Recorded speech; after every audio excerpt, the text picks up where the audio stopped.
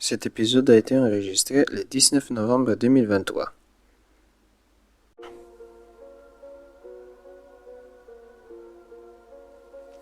Ciao tout le monde, comment ça se passe? J'espère bien. Aujourd'hui, on a pas mal de choses dont il faut parler. Il y a la pause des équipes nationales dans le football.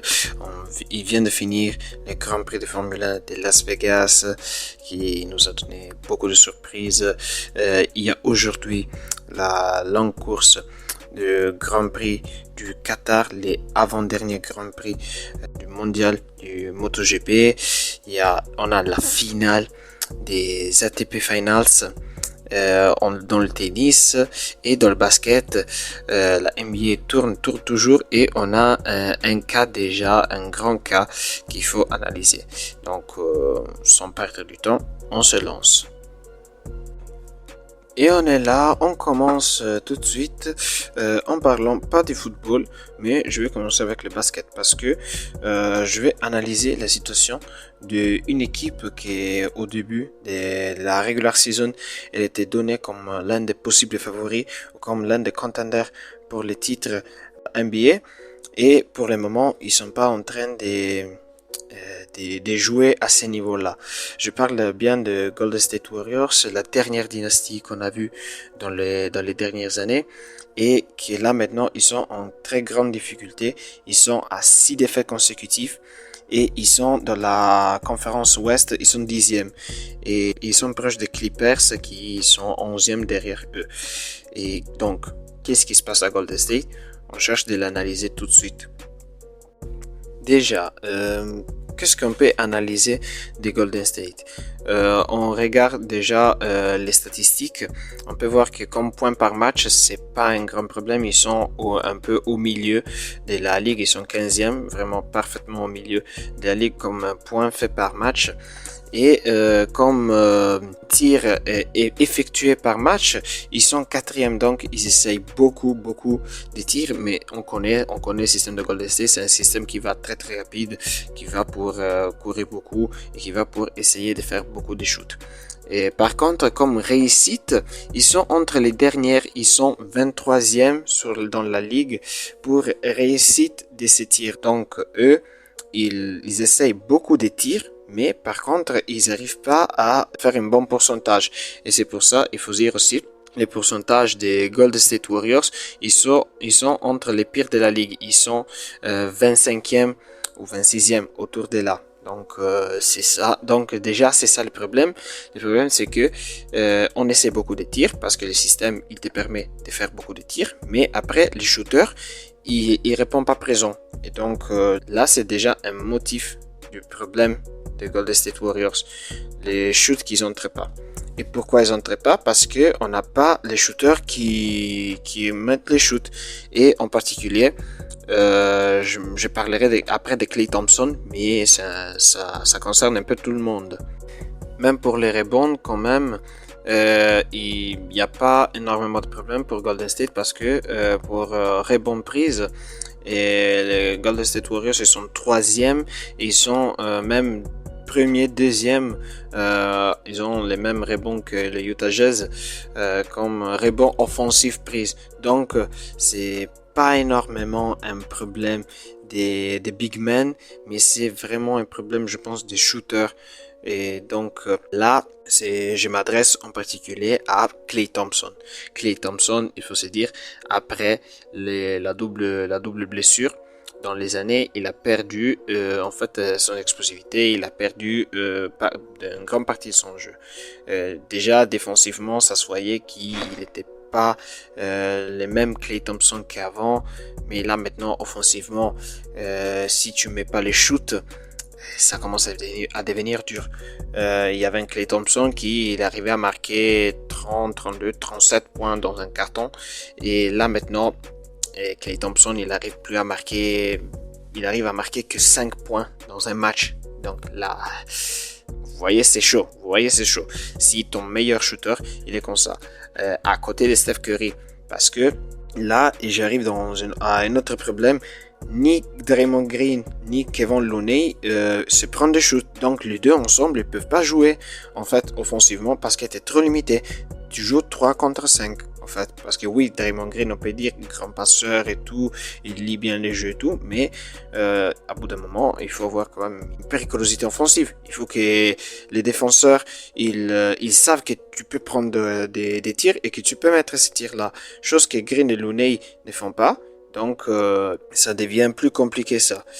Et à part ça, et on a les autres qui n'arrivent pas à d'arriver au niveau des anciens de l'équipe. Je parle là, Kuminga il est en train de faire un step en avant. Là maintenant Moses Moody il est un peu en difficulté. Podziemski c'est un rookie donc il faut lui donner du temps. Mais Golden State veut gagner maintenant. Donc là ça met des pressions, ça commence à mettre des pressions tout ça. Et je me demande jusqu'à quel niveau il peut arriver Golden State avec tout ça. Après, autre chose dont laquelle il faut parler de Golden State, c'est vraiment du point de vue du caractère et caractériel, point de vue vraiment de mental. Parce que, par exemple, ce qui s'est passé à Minnesota contre les Timberwolves, pardon, c'est quelque chose qu'on peut pas accepter. Si quelqu'un ne savent pas, au bout des 100 secondes de début du match, il y avait aucune équipe qui avait marqué un point. Et il commence une grosse bagarre entre Jaden McDaniels et Klay Thompson. Et donc les deux ils commencent à se bagarrer et tout. Et donc quand il arrive Rudy Gobert pour calmer les choses, il y a Draymond Green qui prend Rudy Gobert pour le call. Et en fait il cherche de l'étrangler carrément. Donc ça, il peut pas être acceptable. On peut pas accepter ça de la part d'un joueur qui est quand même retenu les piliers émotifs aussi de cette équipe et qui en fait pour toute la carrière il a fait des trucs comme ça. Je me rappelle par exemple ce qu'il a fait à LeBron James ou ce qu'il fait encore l'année passée à Sabonis. Je vous laisse aller chercher toutes les vidéos de tout ce qu'il a fait Draymond Green parce que c'est quelque chose d'incroyable. Et donc ça aussi ça joue quand même émotivement dans une équipe comme comme les comportements qu'il est en train d'avoir dans les dernières années un peu Klay Thompson qui en fait je le vois plus concentré à parler, à répondre aux attaques qui viennent faites contre lui, plutôt qu'à répondre sur le terrain et tout. Et ça, c'est un peu dommage parce que pour le moment là, l'unique qui marque des points avec constance et tout, c'est Steph Curry. C'est l'unique vraiment, l'unique qui arrive à marquer beaucoup de points, qu'il arrive à en fait à sauver ou qu'il peut sauver Golden State dans cette situation ici. Parce que les autres, pour le moment, on n'arrive pas et on n'est pas énormément concentré sur le basket, de ce que je pense. J'attends vos commentaires et tout, et dites-moi. Après, avant de passer à un autre sport, c'est que quand même on peut retenir des bons sur cette équipe, c'est l'impact initial qu'il a eu CP3, Chris Paul, qu'il est un joueur, encore une fois, il nous démontre toute son expérience, toute sa classe et sa disponibilité à se placer dans un contexte. Il n'a pas fait de problème à sortir comme sixième homme de cette équipe. Et là maintenant, quand même, on peut voir que dans les moments où il sert CP3, il est là quand même dans les victoires. On peut voir que CP3 il est en train de faire son job, il est en train de faire son taf. Et à côté de lui, Jonathan Kuminga, il est en train d'évoluer bien. Il est en train quand même de montrer qu'il a compris le système. Et donc, si les anciens de l'équipe, ils arrivent un peu à retrouver, je ne dis pas tout leur niveau, mais au moins un 60% de leur niveau à côté de ceux deux et à côté de Steph Curry et à côté de tout d'autres parties de l'effectif. Bah, moi je pense que Golden State peut monter encore dans la conférence Ouest.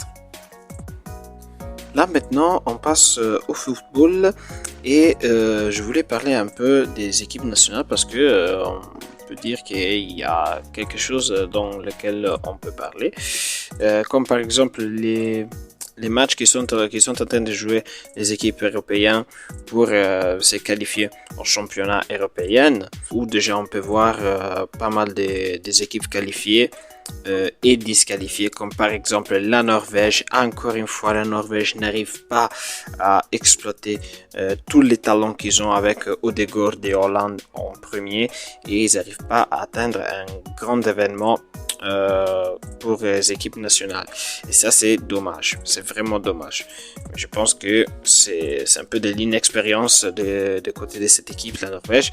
Et dans les prochaines années, ça doit commencer à le faire. Sinon, on peut commencer à parler d'échecs, des complets échecs pour eux. Donc, je peux déjà parler de l'Espagne, on peut parler de la France qui, en plus, hier vient de gagner les matchs contre Gibraltar 14-0. C'est vraiment une clinique de toute l'équipe de France avec Zaïre Emery, qui en plus, il est l'un des plus jeunes, si pas les plus jeunes, je me rappelle plus les statistiques et tout. Et c'est l'un des joueurs les plus jeunes à avoir marqué un but avec l'équipe nationale, et malheureusement après il s'est blessé. Après, bon, tous les autres joueurs, Marcus Thuram, Jonathan Klaus, Kylian Mbappé, qu'en plus il monte sur le podium des buteurs all-time de l'équipe de France. Devant lui, on a seulement Thierry Henry et Olivier Giroud, qu'en plus il a marqué lui aussi. Donc c'est pas mal vraiment la France. Et les Pays-Bas aussi se sont qualifiés. On n'a pas encore l'Italie mathématiquement qualifiée. L'Italie qui doit jouer, je me rappelle plus si c'était aujourd'hui ou demain, contre l'Ukraine, et c'est un match hyper important parce que c'est le match qui va décider qui va se qualifier directement pour le championnat européen et qui va passer par contre pour les playoffs qui donnent 4 places pour se qualifier. Il y a encore la Belgique, il y a l'Autriche, il y a l'Albanie qui c'est l'une des équipes auxquelles il faudrait faire attention parce que l'Albanie a des joueurs qui quand même ils sont en train de jouer dans le championnat italien et dans d'autres championnats comme par exemple, je sais pas, Armando Broja qui est en train de jouer. Il y a Broja qui est en train de jouer à Chelsea. Il y a encore, je sais pas, Aslani qui joue à Inter Milan, ou encore Bayrami qui, ça fait des années qu'il joue en Italie entre Empoli et Sassuolo, et il joue à des très très hauts niveaux. Donc c'est une équipe auquel il faudra faire attention. Ou encore la Turquie, qui c'est une équipe en fait, elle est en train de faire un petit changement générationnel, mais c'est un changement qu'ils sont en train de bien mener. Ils ont des joueurs comme Yildiz qui joue à Juventus, qui quand même, il est jeune, il a 18 ans, le mec, c'est un 2005, mais il est pas mal. Où il y a encore des joueurs comme Kadioglu, beaucoup de joueurs qui jouent en Turquie. Et sont des joueurs qui quand même ils peuvent donner des problèmes. C'est une équipe qui peut donner des problèmes un peu à tout le monde au championnat européen. Moi, sincèrement, pour ces championnats européens, je m'attends pas à des choses déjà établies au début. Je m'attends à beaucoup de surprises parce que pour moi, même beaucoup de grandes équipes, ils sont pas prêts pour aller tout de suite gagner les championnats européens. Par exemple, l'Italie, là maintenant, ils ont réchangé encore d'entraîneurs, et donc ils doivent reconstruire toute une équipe autour de ce nouveau entraîneur, et même le fait de ne pas être qualifié à la Coupe du Monde, ça fait mal pour l'Italie. Et par exemple, l'Espagne, c'est une équipe qui a des grands potentiels, mais elle est encore jeune, donc inexpériente, et dans les tournois comme ça peut jouer beaucoup. La Croatie, pour moi, elle n'est pas au niveau du top 3 de ce championnat européen pour moi. Les Pays-Bas, c'est un peu le même discours de l'Espagne. Et même chose pour l'Allemagne, qu'elle est en complète reconstruction. Belgique aussi, ils sont pas au niveau.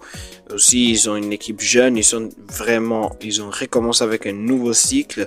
T'as les joueurs des anciens cycles qui sont partis ou qui sont trop vieux, comme par exemple Alderweireld ou Jan Vertonghen, ou des joueurs qui se sont retirés carrément, comme Eden Hazard. Et donc, pour moi, eux aussi, ils vont pas être, être vraiment au top pour moi. Sauf surprise, parce que les surprises, ils sont derrière l'angle pour toutes les équipes.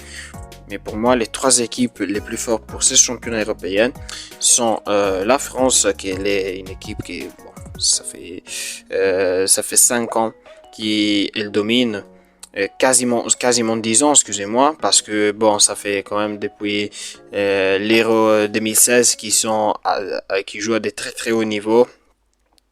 Si on pense à l'Euro 2016 à aujourd'hui, on a une finale à l'Euro 2016, on a victoire de la Coupe du Monde 2018, on a une élimination 8e de finale, mais avec quelle équipe quand même, ils étaient une très très bonne équipe. Et après on a une autre finale de Coupe du Monde, perdue, mais quand même toujours finale de Coupe du Monde. Et donc pour moi la France, elle reste une équipe hyper fort à battre, et qu'il doit rester concentré s'il veut gagner vraiment ces championnats européens. Après, on a l'Angleterre, même l'Angleterre, quand même, dans les dernières années, et ils ont joué à des très très hauts niveaux. Ils ont des joueurs experts, jeunes, ils sont là depuis longtemps. Donc, si je pense par exemple à Foden, Bellingham, Rashford, sont tous quand même pas trop en avant avec l'âge, et ils sont en train de délivrer des prestations, même avec leurs équipes et tout. Et pour eux, le souci c'est d'arriver seulement en forme pour cette championnat européen. Et après les deux, ma 3e équipe, c'est le Portugal. Pourquoi? Parce que le Portugal, en fait, c'est une équipe qui a des joueurs experts, a des joueurs qui, ils ont déjà fait des tournois importants, et il a des joueurs talentueux. Si on met de côté Cristiano Ronaldo, qui, bon, lui, ça va être comme toujours le centre de gravitation de cette équipe. On a Joao Cancelo, on a Rafael Leao, Joao Félix, Gonzalo Ramos, Rafael Leao, Diogo Jota, Ruben Neves, Bruno Fernandes, Bernardo Silva, Antonio Silva. Bon, comprenez, tous des joueurs qu'on connaît très très bien, et c'est une équipe qui est déjà prête pour moi pour aller gagner ces championnats européens. Après avoir parlé un peu de la situation dans le football européen, je voulais parler un peu de la situation en Amérique du Sud, parce que en Amérique du Sud, on joue surtout pour les qualifications dans la Coupe du Monde, comme en Afrique, mais là je vais me concentrer sur l'Amérique du Sud, et en particulier sur l'Argentine. Pourquoi? Parce que l'Argentine vient de perdre dans cette fin de semaine contre l'Uruguay 2-0, et met fin à une ligne de 14 victoires consécutives qui continuait depuis la victoire de l'Argentine contre le Mexique à la Coupe du Monde, à la dernière Coupe du Monde, qu'on rappelle bien. Et qu'est-ce qui s'est passé déjà? C'est un match pas mal tendu avec les Uruguayens, parce que il y a eu des malentendus. Il y a eu quasiment aussi une bagarre. On a tous vu les images de Ugarte qui a fait les gestes que je peux pas dire à Rodrigo de Paul, et parce que quand même il accusait d'être toujours à côté de Messi pour le défendre et tout, de suivre Messi, et c'est un peu une accusation qui fait à toute l'Argentine, parce que un peu tous les joueurs de l'Argentine, ils sont accusés de suivre Messi dans tout ce qu'il fait, de juste ou de mauvais, qu'est-ce que soit, ça n'importe pas pour eux. Ils sont toujours aux côtés de son capitaine et tout, et d'une façon exagérée et tout. Mais bon, ça empêche pas quand même à l'Argentine de rester premier dans leur parcours des qualifications à la Coupe du Monde. Et par contre, l'Uruguay, ça lui permet de se placer deuxième. Là, bon, c'est moi pour dire parce que quand même après, je pense que toutes ces équipes vont se qualifier vu que pour l'Amérique du Sud, il y a 6 équipes sur 10 qui vont se qualifier et la septième équipe va jouer après un match supplémentaire contre une équipe de l'Océanie ou l'Asie, je me rappelle plus. Mais bon, je voulais revenir en particulier sur l'Argentine parce que ce que j'ai vu dans ce match-là, ça m'a fait raisonner un peu. Ça a fait raisonner un peu sur la Coupe du Monde et l'importance qu'elle a eu même dans les primes de fin d'année comme dans les Ballons d'Or et toute la cérémonie des Ballons d'Or et tout. Moi, je pense que bon, les Ballons d'Or pour moi ne devaient pas aller à Messi parce que oui, je comprends que la Coupe du Monde peut avoir une grande importance. Par contre, la Coupe du Monde se déroule que dans un mois et t'as des joueurs qui ils ont délivré des grosses performances pendant toute l'année. Ils ont gagné plus un trophée que tu joues dans un mois. Par exemple, je pense à Hollande qui a marqué quasiment 60 buts en 50 matchs et il a fait les trebles, donc il a gagné Premier League, FA Cup et Ligue des Champions. En plus de ça, il a gagné aussi la UEFA Super Cup en plus contre Séville. Et tout ça avec une grosse importance. Peut-être dans les matchs des UEFA Super Cup, il n'était pas hyper présent non plus, mais l'importance qu'il a eu dans le système de Manchester City, c'est une importance remarquable.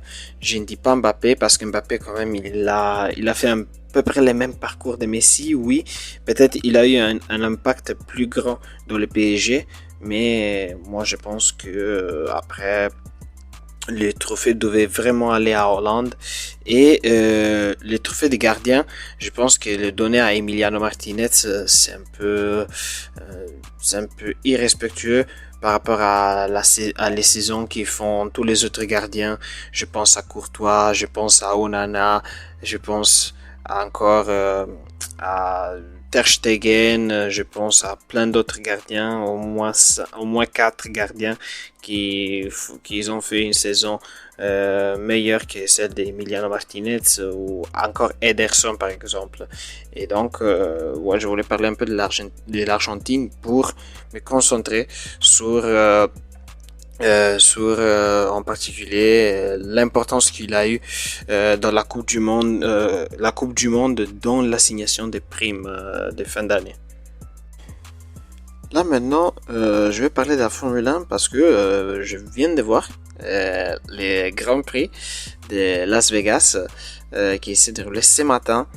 Et qu'est-ce qu'on peut dire de ces Grands Prix? Déjà, un peu tout le week-end, il a été un peu mal organisé.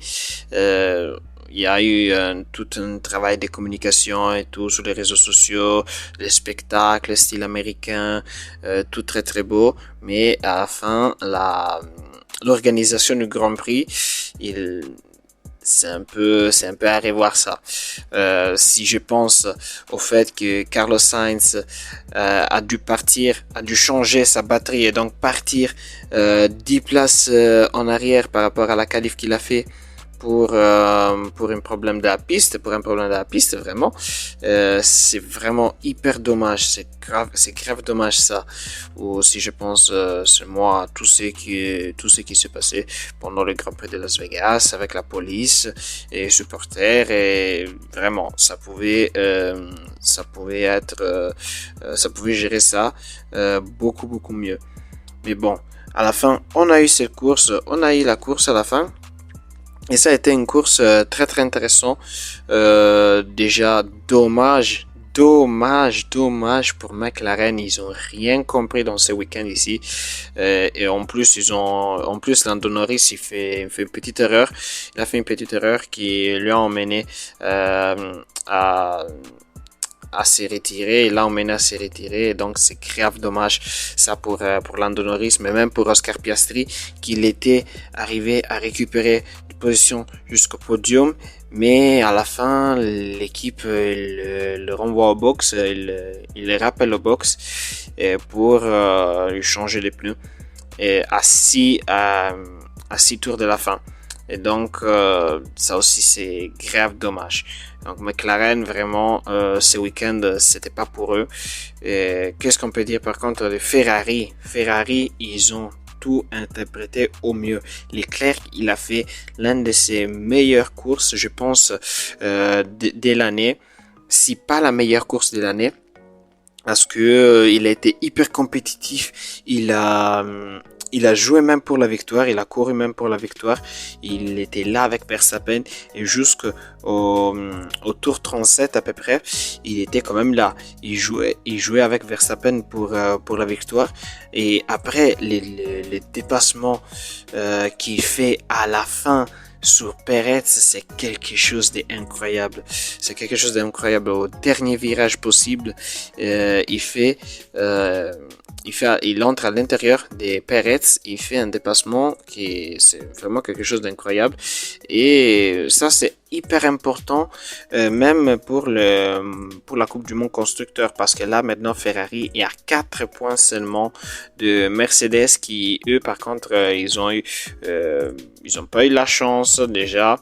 Et après, Russell Hamilton, eux aussi, ils n'ont pas été hyper précis non plus.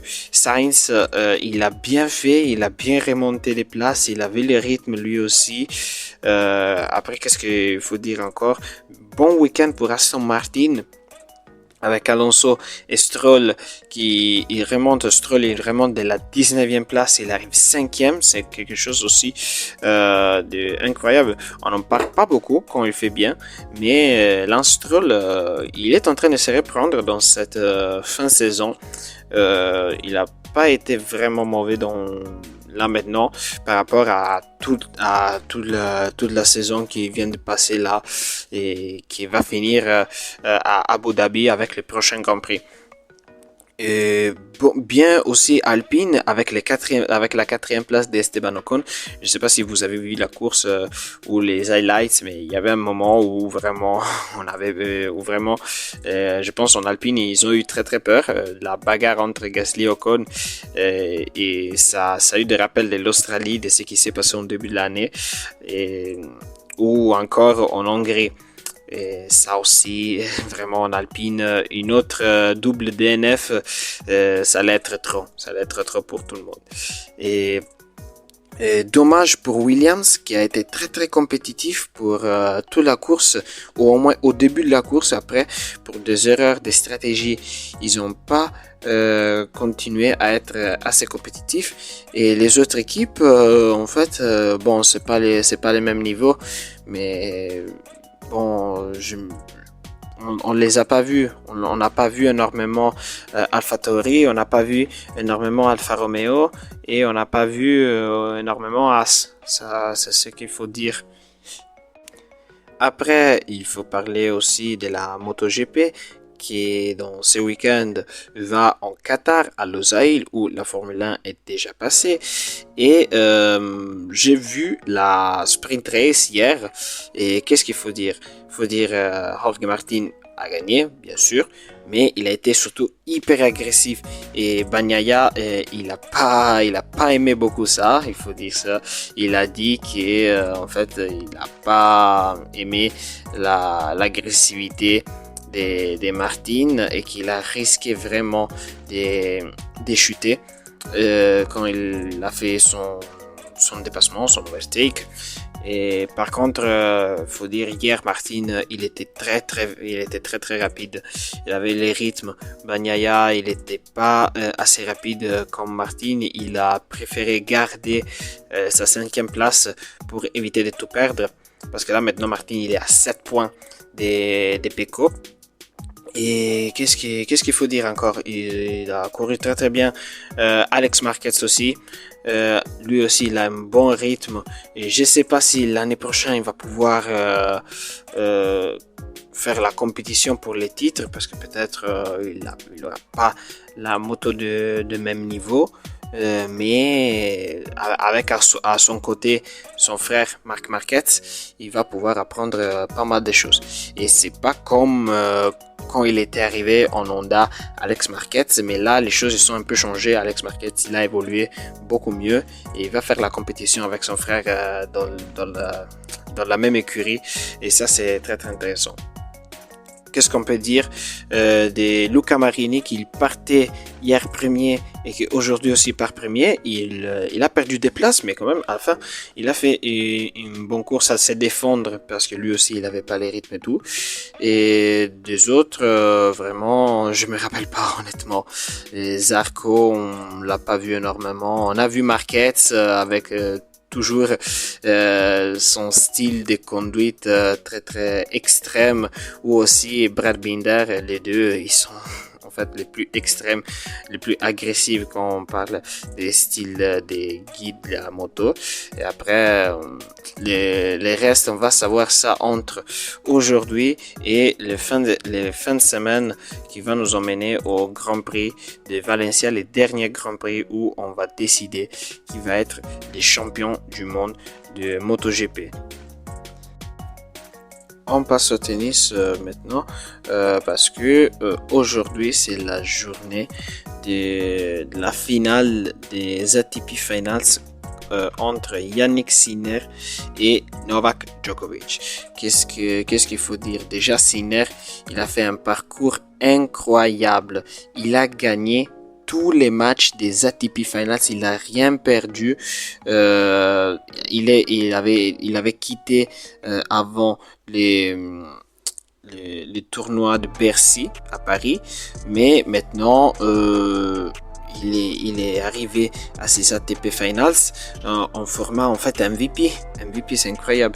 Il a gagné au début contre Tsitsipas, il a gagné déjà contre Djokovic, il a gagné après contre Holger Rune, et après en demi-finale il a gagné contre aussi Dani Medvedev. Là maintenant il va rencontrer Novak Djokovic qui a déjà perdu contre lui, mais à la fin il a réussi à se qualifier d'une façon ou d'une autre. C'est toujours Novak Djokovic, on peut jamais donner cet homme pour perdant, et qui même en perdant contre Jannik Sinner il a gagné contre Rune et Hurkacz, et après en demi-finale il a gagné contre Carlos Alcaraz.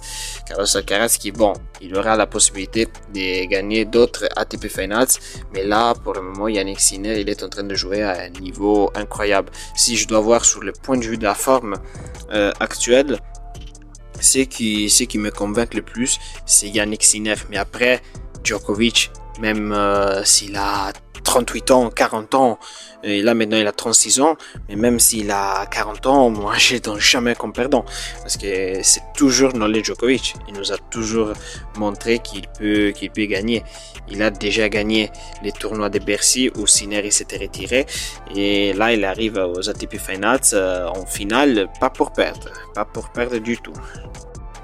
On est arrivé à la fin de cet épisode. Comme toujours, n'hésitez pas à partager, commenter ou liker ce podcast, cet épisode et tout. Et bon, là maintenant, je vous laisse à ces week-ends qui promettent quand même pas mal de choses, pas mal des événements sportifs. Et bon, je peux faire rien d'autre que vous saluer. Ciao tout le monde.